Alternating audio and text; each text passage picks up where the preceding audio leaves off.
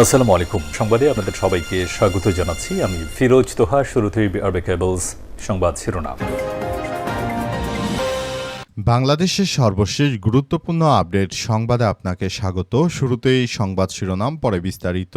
প্রথমেই জানাবো, যোগসু নেতাদের উপর হামলার অভিযোগ, ক্যাম্পাস ছাড়া ভিপি। জগন্নাথ বিশ্ববিদ্যালয় জবির দ্বিতীয় ক্যাম্পাসের কাজ সেনাবাহিনীর হাতে হস্তান্তর, অস্থায়ী আবাসন প্রকল্পের কাজ দ্রুত শুরু, মেডিকেল সেন্টারের উন্নয়ন সহ ক্যাম্পাসের সমসাময়িক বিভিন্ন সমস্যা নিয়ে প্ল্যাকার্ড প্রদর্শন করতে গিয়ে হামলার শিকার হয়েছে জগন্নাথ বিশ্ববিদ্যালয় কেন্দ্রীয় শিক্ষার্থী সংসদ বা যোগসুর প্রতিনিধিরা। এ সময় যোগসু ভিপি রিয়াজুল ইসলামকে মেরে ক্যাম্পাস থেকে বের করে দেয় বিএনপির ছাত্রদলের সন্ত্রাসীরা। এরপর জানাবো, বেরবিতে শিবিরের আলোকচিত্র প্রদর্শনীতে বিএনপির হামলা, তদন্ত ও শাস্তির দাবি। রংপুর বেগম রোকেয়া বিশ্ববিদ্যালয় বেরবিতে জুলাই গণঅভ্যুত্থান ভিত্তিক আলোকচিত্র প্রদর্শনী চলাকালে হামলা ভাঙচুর ও নেতাকর্মীদের আহত করার অভিযোগ এনে এর তীব্র নিন্দা ও প্রতিবাদ জানিয়েছে ইসলামী ছাত্র শিবির। এদিকে হাসপাতালের গ্যারেজে রাখা অ্যাম্বুলেন্সে ভয়াবহ আগুন। সাতক্ষীরার মেডিকেল কলেজ হাসপাতালের গ্যারেজে রাখা একটি অ্যাম্বুলেন্সে অগ্নিকাণ্ডের ঘটনা ঘটেছে।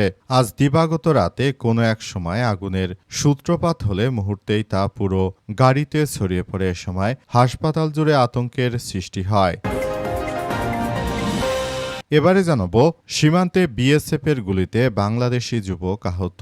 ঝিনাইদহের মহেশপুর সীমান্তে ভারতীয় সীমান্তরক্ষী বাহিনী বা বিএসএফের ছোড়া রাবার বুলেটে এক বাংলাদেশি যুবক আহত হয়েছে। আজ রাতে উপজেলার শ্যামপুর সীমান্তে এমন ঘটনা ঘটে।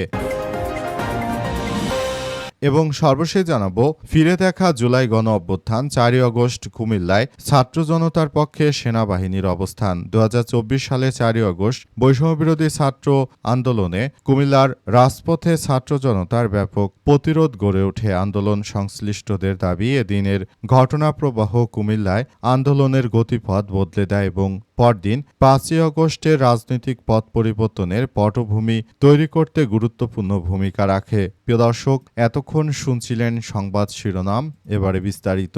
তবে তার আগে বন্ধুরা, অনুরোধ থাকবে এই সংবাদটিতে একটি লাইক দিন। এই চ্যানেলে আপনি নতুন হয়ে থাকলে আমাদের সংবাদটি দেখতে দেখতে চ্যানেলটি সাবস্ক্রাইব করে রাখুন। কমেন্ট করে বন্ধুরা আপনার মূল্যবান মতামত জানিয়ে দিন আপনি বিশ্বের কোন দেশ থেকে বা বাংলাদেশের কোন স্থান থেকে আমাদের সংবাদটি দেখছেন এবং শুনছেন। আর বন্ধুরা, সংবাদটি আপনার সোশ্যাল মিডিয়া ফেসবুকে শেয়ার করে বন্ধুদেরও দেখার সুযোগ করে দিন। গাজা যুদ্ধে আপনি যদি নিরীহ ফিলিস্তিনিদের ভালোবেসে থাকেন, কমেন্টে ইয়েস লিখে পুরো বিশ্ববাসীকে আমাদের এই তাজা আপডেটটি দেখার সুযোগ করে দিন। এবারে বিস্তারিত। যোগসু নেতাদের উপর হামলার অভিযোগ, ভিপিকে মেরে ক্যাম্পাস ছাড়া করল ছাত্রদলের নেতাকর্মীরা। আবারও জগন্নাথ বিশ্ববিদ্যালয় জবিতে দ্বিতীয় ক্যাম্পাসের কাজ সেনাবাহিনীর কাছে হস্তান্তর, অস্থায়ী আবাসন প্রকল্পের কাজ দ্রুত শুরু, মেডিকেল সেন্টারের উন্নয়ন সহ ক্যাম্পাসের সমসাময়িক বিভিন্ন সমস্যা নিয়ে প্ল্যাকার্ড প্রদর্শন করতে গিয়ে হামলার শিকার হয়েছে জগন্নাথ বিশ্ববিদ্যালয় কেন্দ্রীয় শিক্ষার্থী সংসদ বা যোগসু প্রতিনিধিরা। এ সময় যোগসু ভিপি রিয়াজুল ইসলামকে মেরে ক্যাম্পাস থেকে বের করে দেয়া হয়েছে। আজ বিশ্ববিদ্যালয় কেন্দ্র মিলনায়তনে ইউজিসি চেয়ারম্যানের একটি অনুষ্ঠানে যোগ দিতে যাওয়ার সময় প্লেকার্ড নিয়ে প্রবেশ করতে গেলে এই হামলার ঘটনা ঘটে। অভিযোগ করেছে যোগসু প্রতিনিধিরা। এই ঘটনায় যোগসু ভিপি রিয়াজুল ইসলাম, জিএস আব্দুল আলিম আরিফ, যোগসুর কার্যনির্বাহী সদস্য আবদুল্লাহ আল ফারুক, জবি ছাত্রশক্তির সভাপতি শাহিন মিয়া, সাধারণ সম্পাদক ফেরদৌস শেখ, দৈনিক আমার সংবাদ পত্রিকার জবি প্রতিনিধি আবদুল্লাহ আল মামুন সহ অনেকেই আহত হয়েছে। যোগসু সূত্র থেকে জানা গেছে যে বিশ্ববিদ্যালয়ের দ্বিতীয় ক্যাম্পাসের কাজ দ্রুত সেনাবাহিনীর কাছে হস্তান্তর, কেরানীগঞ্জে অস্থায়ী আবাসন প্রকল্পের কাজ দ্রুত বাস্তবায়ন করা, মেডিকেল সেন্টারের সুযোগ সুবিধা ও চিকিৎসা সেবা উন্নত সহ শিক্ষার্থীদের বিভিন্ন দাবির প্লেকার্ড তুলে ধরার উদ্যোগ নেওয়া হয়। ইউজিসি চেয়ারম্যান বিশ্ববিদ্যালয়ে আসায় তার সামনে সব দাবি তুলে ধরতেই যোগসু প্রতিনিধিরা প্ল্যাকার্ড নিয়ে অনুষ্ঠানে প্রবেশের চেষ্টা করেন। পরে প্রতিনিধিদের উপর হামলা চালিয়েছে বিএনপির সন্ত্রাসীরা।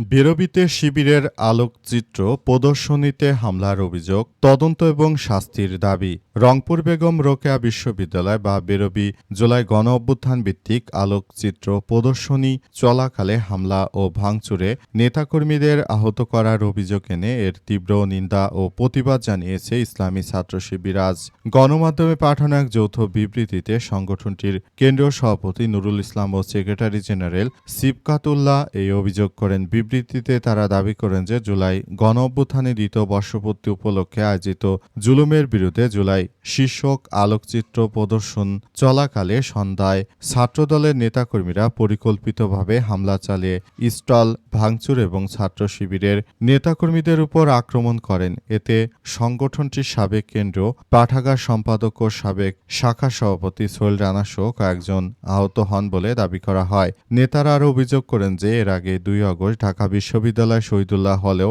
ছাত্র শিবিরের নেতাকর্মীদের উপর হামলার ঘটনা ঘটে। তাদের ভাষ্য, এসব ঘটনা শিক্ষা প্রতিষ্ঠানের ভিন্নমতের প্রতি অসহিষ্ণুতা এবং সহিংসতারই বহিঃপ্রকাশ। বিবৃতিতে ছাত্রদলের সমালোচনা করে শিক্ষার্থীরা জানিয়েছে যে বিএনপি ছাত্রদল যে ধরনের সন্ত্রাসী কার্যক্রম শুরু করেছে এটা বিগত ছাত্রলীগের থেকেও তারা ছাড়িয়ে গেছে। তারা আসলে সারা দেশ জুড়ে যে ভয়াবহ বিপর্যয়কর পরিস্থিতির সৃষ্টি করেছে সেটি আসলে আমাদের সবার জন্য এক ভয়াবহ বিপর্যয়কর পরিস্থিতির দিকে ঠেলে দিচ্ছে। তাই উক্ত বিষয়গুলো আমাদেরকে আরও বেশি সতর্ক ও সজাগ থাকতে হবে বলে উল্লেখ করা হয়েছে।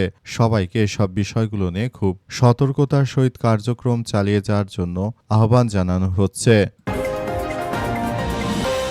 হাসপাতালের গ্যারেজে রাখা অ্যাম্বুলেন্সে আগুন।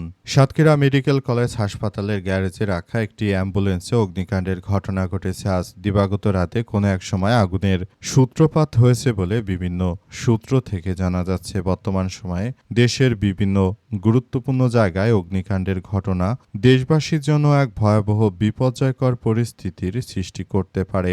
অবস্থায় সবাইকে আরও বেশি সতর্ক থেকে তারপর যার যার জায়গা থেকে এই কার্যক্রম চালিয়ে যেতে হবে। বিষয়গুলো সবার জন্য খুবই দুঃখজনক এক ঘটনা হিসেবে দাঁড়িয়েছে। এই মুহূর্তে আসলে সবাইকে বলা হচ্ছে যার যার জায়গা থেকে এই পরিস্থিতিগুলো খুব সুন্দরভাবে গড়ে তোলার মধ্য দিয়ে সবাইকে এগিয়ে আসতে হবে। তারপরও দেশের বিভিন্ন জায়গায় যে অগ্নিকাণ্ডের ঘটনাগুলো ঘটছে সেগুলো আমাদের সবার জন্য দুঃখজনক এক ঘটনা হিসেবে দাঁড়াচ্ছে। আমরা এই বিষয়গুলো খুব গুরুত্ব সহকারে দেখছি বলে সরকারের বিভিন্ন প্রশাসনের ঊর্ধ্বতন কর্মকর্তারা জানিয়েছে। যে বা যারা নাশকতার উদ্দেশ্যে এই ৫ই আগস্ট উপলক্ষে বিভিন্ন জায়গায় আক্রমণ ও অগ্নিসংযোগের ঘটনাগুলো ঘটানোর অপচেষ্টা করছে তাদের বিরুদ্ধে কোনো ছাড় দেওয়া হবে না। তাদেরকে যথাযথভাবে শাস্তির আওতায় নিয়ে আসতে হবে বলে সরকার নিশ্চিত করেছে। যারাই বর্তমান সময়ে এই ধরনের অগ্নিকাণ্ডের ঘটনাগুলো ঘটাচ্ছে তাদেরকে ছাড় নয়। আসলে বর্তমান সময়ে যে ৫ই আগস্ট চলছে সে উপলক্ষে আওয়ামী লীগের নেতাকর্মীরা দেশের বিভিন্ন জায়গায় তারা নাশকতার জন্য বিভিন্ন কার্যক্রম শুরু করেছে। এগুলো প্রতিহত করাই এখন বিএনপির জন্য এক বড় ধরনের চ্যালেঞ্জ হিসেবে দাঁড়িয়েছে। সীমান্তে বিএসএফের গুলিতে বাংলাদেশি যুবক আহত। এবার ঝিনাইদহের মহেশপুর সীমান্তে ভারতীয় সীমান্তরক্ষী বাহিনী বা বিএসএফের ছোড়া রাবার বুলেটে এক বাংলাদেশি যুবক আহত হয়েছে। আজ উপজেলার শ্যামকুর সীমান্তে এমন ঘটনা ঘটে। স্থানীয়রা জানায় যে মাঠপাড়ার মুজিবুর রহমানের ছেলে রুবেল কয়েকজনকে সঙ্গে নিয়ে ভারতে যাওয়ার চেষ্টা করলে এ সময় পশ্চিমবঙ্গের নদিয়া জেলার হাঁসখালী থানার মাহেন্দ্র ক্যাম্পের বিএসএফের টহল দল তাদের উপর রাবার বুলেট ছুড়ে তারপর তাদেরকে সেখানে যাওয়া গতিরোধ করে তারপর এরা আসলে যে কার্যক্রম শুরু করেছে সেটি আসলে কোনোভাবেই গ্রহণযোগ্য নয়। এটি আসলে বর্তমান ভারতের নৈমিত্তিক ব্যাপার হয়ে দাঁড়িয়েছে। বর্তমান সময়ে ভারতের যারা হিন্দুত্ববাদী সংগঠনগুলো রয়েছে তারা বাংলাদেশের নাগরিকদেরকে মানুষ মনে করে না। তারা প্রতিনিয়ত বাংলাদেশিদের বিভিন্নভাবে ষড়যন্ত্র করে বেড়াচ্ছে। অবস্থায় যে ধরনের কার্যক্রম আসলে শুরু হয়েছে দেশ জুড়ে সেটি কোনোভাবেই গ্রহণযোগ্য হতে পারে না। দেশের অভ্যন্তরে এখন এই মুহূর্তে যে বিপর্যয়কর পরিস্থিতির ঘটনা ঘটছে সেটি আসলে কোনোভাবেই গ্রহণযোগ্য হতে পারে না। তাই এগুলো নিয়ে সরকারের পক্ষ থেকে এখনই আরও বড় ধরনের ভূমিকা পালন করা উচিত বলে ঊর্ধ্বতন কর্মকর্তাদের প্রতি আহ্বান জানানো হচ্ছে।